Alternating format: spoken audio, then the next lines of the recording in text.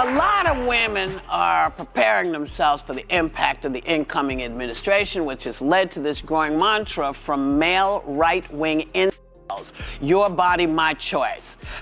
Say that to my face. We brought you the thrilling confrontation between Karoline Leavitt and Whoopi Goldberg a few days ago, but we didn't have time to delve into all the juicy details. But hold on tight, because things are gonna get even stranger than we initially thought. If you're interested in these jaw-dropping events, you'll want to hear it all. Press the subscribe button now and let's have a conversation. It's funny how working mothers are praised for their strength and independence until it's someone they don't like, and then all of a sudden it's a scandal. The hypocrisy is stark, and believe me, this was just the beginning. Fallout. The so-called woke mob lost their minds not because Karoline outwitted Whoopi on national TV, but because she dared to do it while being a mother. Yeah, you heard that right. Instead of responding to her arguments, they went full 1950s on her. She's probably been put in there because, according to Donald Trump, she's a 10. You know that's what it is. I want to be clear, though. It's not her first job. It was her first press briefing. She worked in the previous Trump administration. Indeed, the same group of people who chant "women can do it all" abruptly applied the brakes. Evidently, this specific and invisible line was crossed by a working mother. What is the new rule? If you humiliate a host of a daytime talk show, you should go home, bake cookies, and take stock of your life. The hypocrisy is blatant, and there is no self-awareness. I mean, Karoline is making good points, but why are people criticizing her for being a dedicated mother? She's a very nice looking lady, but it isn't true that that's why she got the job. She got the job because she was the national spokesman for the campaign, and she did a very good job in that role. And the campaign was hugely successful and communicated very effectively. That is why she got the job. Even if Karoline Leavitt weren't a pretty lady, even if she were a male, gremlin, monstrous-looking fellow, she still would have gotten the job based on how effective the campaign communications was. Let's listen to Karoline's next statement, and she quickly diffuses the fury by swatting it away. She disregards common reasons like a fly with a sledgehammer. The real scandal is that a woman actually dares to say, "Hey, my lifestyle isn't one size fits all," in contrast to the left's rigid "you can have it all" or "you failed feminism. She acknowledges that juggling work and raising a child is difficult and that not every woman is cut out for it. Yes, you can balance motherhood and a career without having to choose one over the other. Someone better alert the think tanks, but this is where she really flips the script. She doesn't deny it's tough, she owns it, embracing traditional values. Because raising a child is as valuable as moving up the corporate ladder, Karoline Leavitt offers a completely radical and mature, nuanced viewpoint. She points out that women who choose full-time motherhood deserve respect rather than condescension. However, Leavitt doesn't just win the argument, she reveals the hypocrisy for what it is. Performative empowerment with a side of mom shaming. And just when you thought the outrage mob couldn't get any more absurd, they go even further and tumble straight into full-fledged conspiracy territory. Voters do not agree with these despicable women on The View. They are wildly out of touch with the vast majority of Americans, and frankly, they should seek immediate help. This is why, of course, she's on The View and not working for the most powerful man in the world, because Karoline would wipe the floor with you bitter banshees any day. Joe Biden knows how to do this. Yes, he knows how to do this. He's quite good at this. And you know, you can't refute anything with him because he just, when I say him, I mean... He rambles. Trump. Yeah. He tends to just... But can I mention one thing? Yes, you heard correctly. The same group that enjoys promoting logic, science, and facts has formally traded in their evidence-based taglines for their most recent masterpiece in tinfoil hats. Prepare yourself in accordance with these purported thinkers. Elon Musk, the man who is physically transforming space travel and transportation, is secretly planning to shove Donald Trump down the stairs in order to overthrow him. Indeed, nothing says billionaire mastermind like middle school bullying tactics. And the leaders of this intellectual crusade are none other than the brilliant minds at The View, who somehow believe they are conducting a congressional hearing.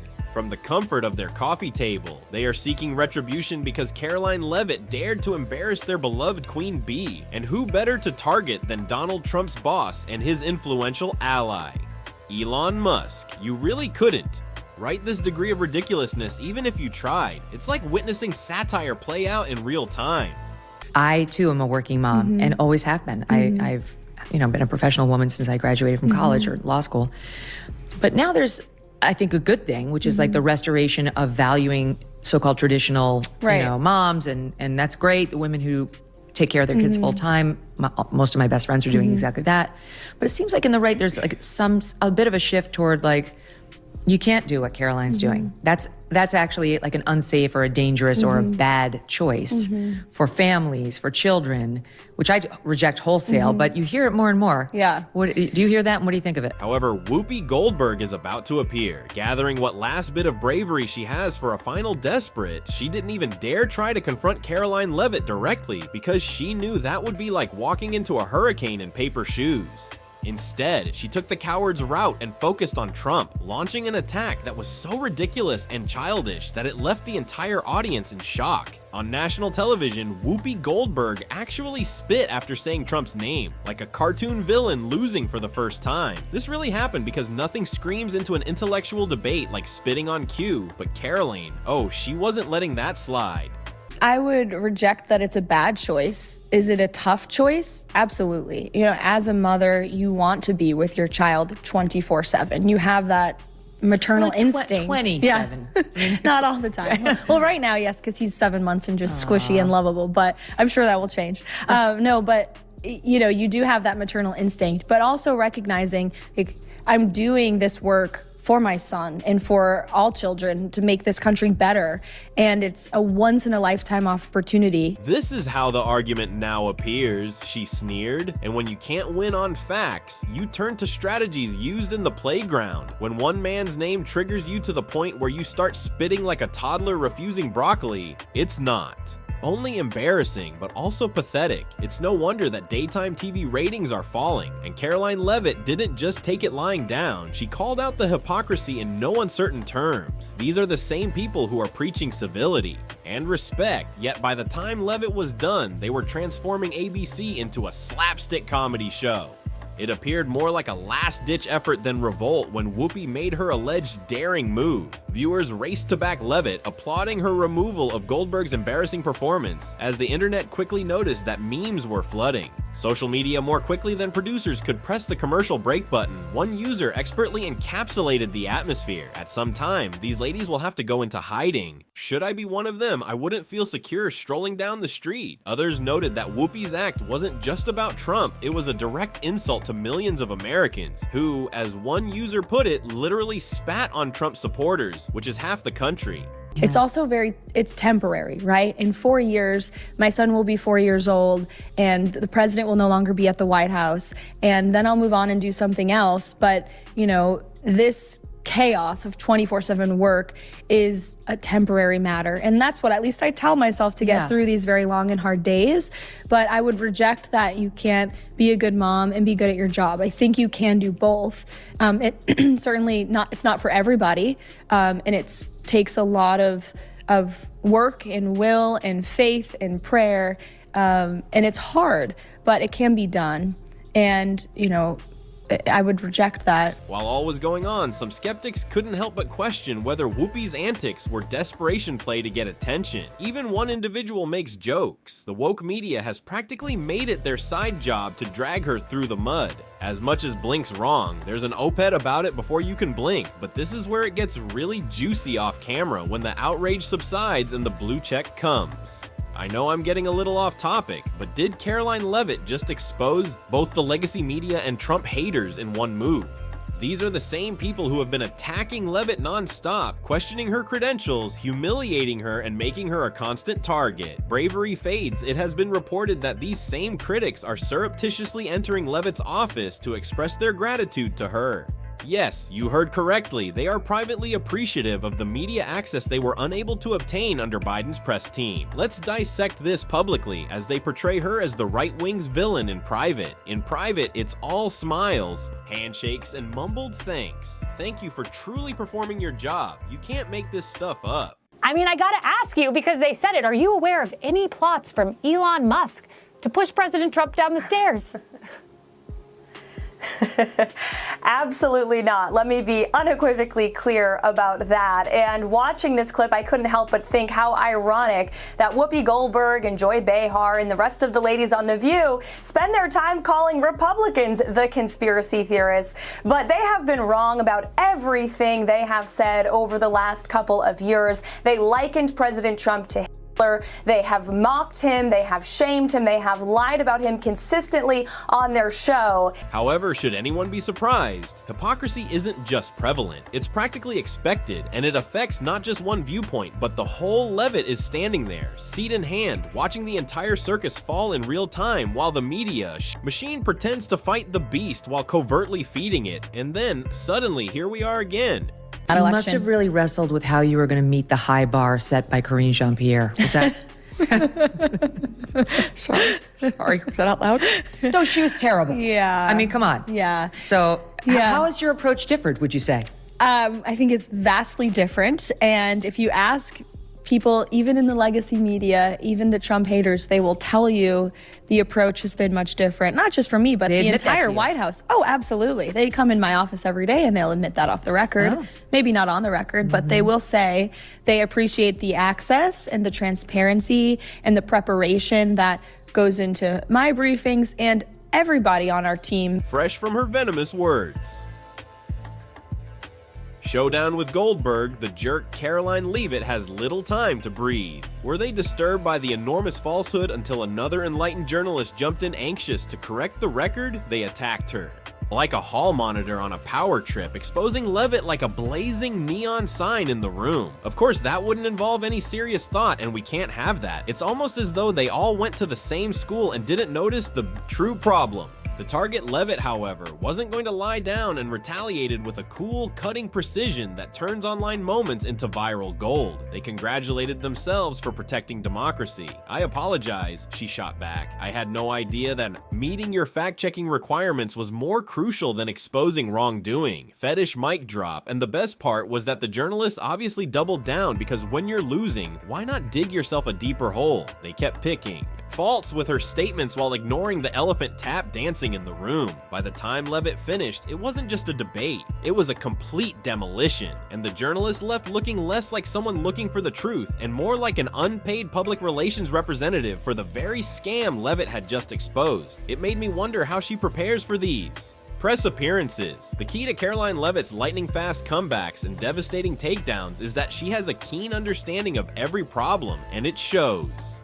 Unlike her woke peers who rely on focus groups, PR consultants, and thesauruses to construct the ideal soundbite, Leavitt talks straight from the heart, simply and uncensored. She doesn't follow a script or run her words through a woke-approved filter. Pure, unadulterated fact that strikes more forcefully than their rehashed talking points ever could. No hypocrisy. No. According to an IG report from the Social Security Administration, there was $71 billion worth of fraud in one single fiscal year that we know about. And so that is a lot of fraud, Peter.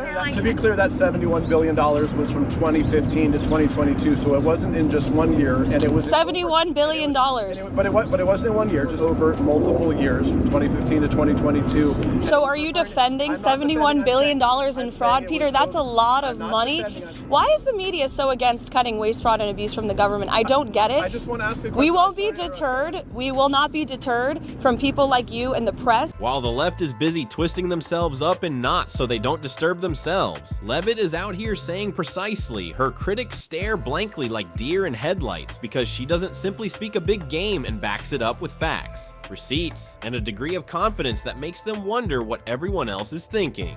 When the woke crowd is busy drafting the ideal outrage-filled tweet on X, formerly Twitter, for those who are still living in 2016, Leavitt is already 5 steps ahead, dissecting their arguments before they even reach post in a world where feigned anger and virtue signaling are rampant. Those whose entire platform is based on smoke mirrors and selective outrage are directly threatened by Lit's authenticity, which isn't just refreshing. For this reason, it's not only dishonest, but also pathetic when Joy Behar and Whoopi Goldberg minimize a woman who is obviously intelligent, articulate, and accomplished to nothing more than her appearance. Now to the cackling witch herself, Joy Behar from The View, whose jealousy is something to behold. Here is her assessment of Trump's new White House press secretary, Karoline Leavitt. I think she's probably been put in there because, according to Donald Trump, she's a 10.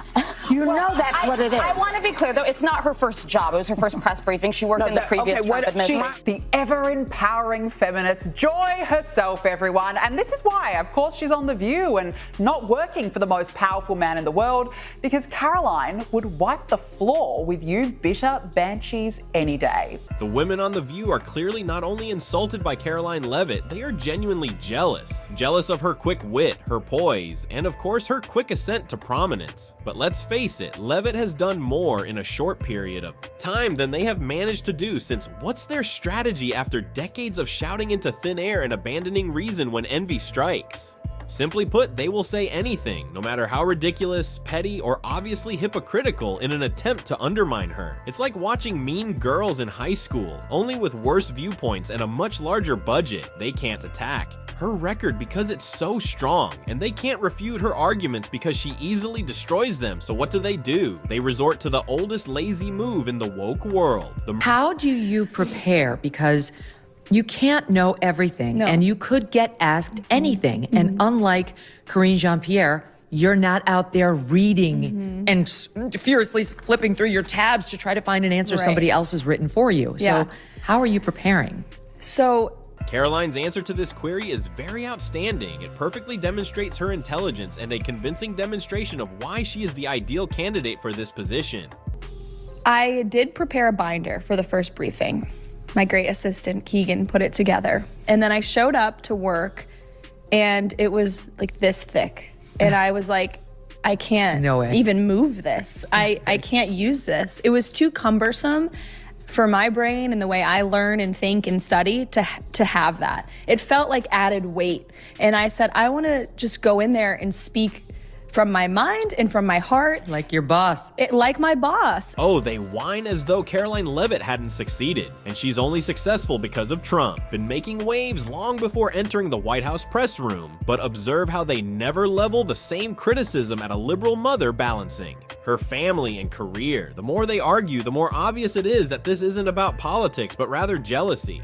Leavitt is winning the culture war simply by existing, and the more successful she becomes, the louder her tantrums get. No one makes this more obvious than Michael Knowles, because Leavitt isn't just outsmarting the woke crowd, though let's be honest, she most definitely is. It's not just about books, quick comebacks, or cleverness. This woman has real-world experience. Remember her congressional run? She wasn't just another token Generation Z candidate chasing viral moments. Instead, she dominated the Republican primary, steamrolling her opponents like a freight train without stops and leaving them in the dust. Matt Mowers, a former Trump administration official who was supposed to be the frontrunner spoiler, lost to Democrat incumbent Chris Papais in the end, but let's be clear that it wasn't a crushing defeat. She proved to the political establishment that she wasn't just another talking head. She was a fighter, and that campaign wasn't just a resume bullet. It was a crash course in real life. When Leavitt takes the stage and makes those swift, sharp comebacks, it's not just youthful confidence. It's the well-honed skill of someone who's been through the trenches, taken hits, faced the system, and come out stronger. It's no wonder the left can't stand her. She's everything they claim to support, but secretly fear. Smart, resilient, and actually effective. Politics is the kind of thing that woke pundits pretend to understand while sipping expensive lattes and preparing their next fact check. The CNN guy, Jim Acosta? Oh wait, he's not on CNN anymore. That's right. He was like, it was just so, I would say, you don't mind the aggressive questions, you take the aggressive questions, but it was just always to the point that it was like, how do you destroy Donald Trump? How do you destroy the individuals of staff? It was so, when they do say Trump derangement syndrome, and I do think that there's also Elon Musk derangement syndrome happening too with the media, because they don't know how to handle it.